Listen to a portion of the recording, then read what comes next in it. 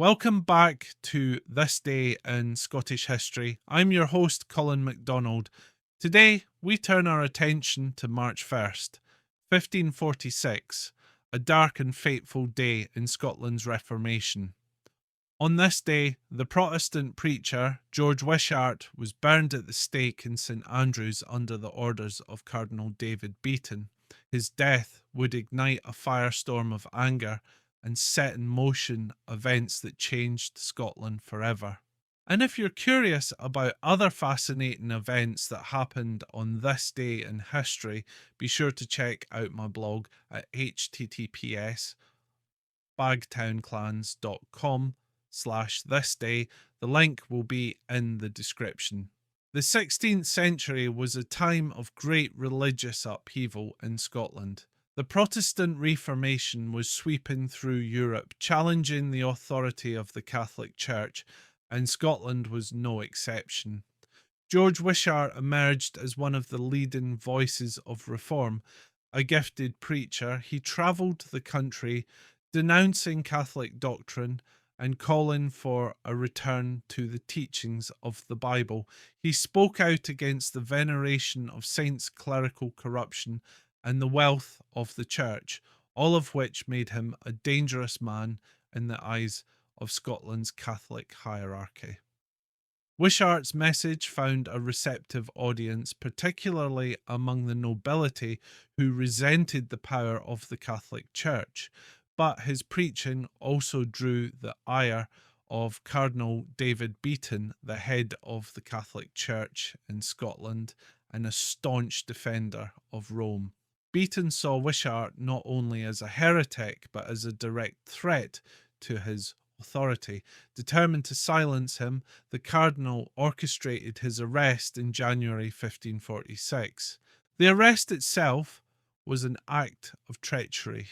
Wishart was staying at Ormiston House in East Lothian under the protection of Protestant sympathisers, but he was betrayed, captured, and taken to Edinburgh before being transferred to St Andrews, where he would face trial. His fate was sealed before the trial even began. Beaton and his allies were determined to make an example of him, and on February 28th, he was convicted of heresy in a mock trial that left no room for defence. On the morning of March 1st, Wishart was led out to the stake in front of St Andrew's Castle. A large crowd gathered to witness the grim spectacle. He was tied to the post, and bags of gunpowder were placed around his body to ensure a swift but violent death. As the flames rose, he is said to have called out to the people, urging them to remain steadfast in their faith. His last words were reportedly a prayer for forgiveness, both for himself and for those who condemned him. But if Beaton thought that Wishart's death would crush the Protestant cause, he was gravely mistaken.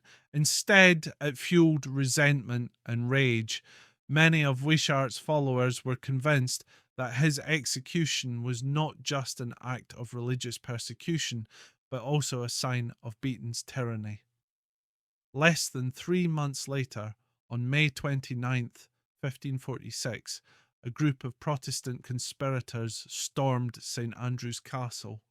In a dramatic act of vengeance, they assassinated Cardinal Beaton, dragging him from his chamber and stabbing him to death before hanging his mutilated body from a window as a grim warning to his allies.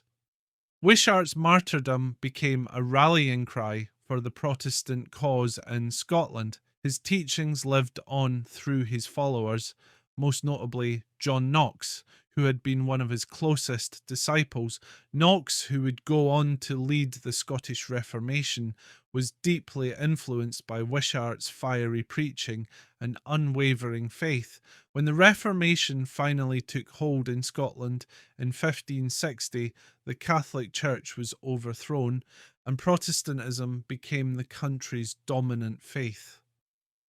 Today, the site of Wishart's execution in St Andrews remains a place of historical significance. A small plaque marks the spot where he was burned, a solemn reminder of the sacrifices made by those who fought for religious change. His legacy endures in the history of the Scottish Reformation, a testament to the power of conviction and the price of standing up for one's beliefs.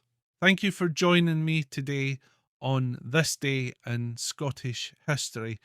I hope you've enjoyed this look back at one of the most pivotal moments in Scotland's Reformation. Don't forget to check out my blog for more historical events at https://bagtownclans.com/thisday. Tune in tomorrow for another journey through Scotland's remarkable past. I'm Colin MacDonald. Haste you back.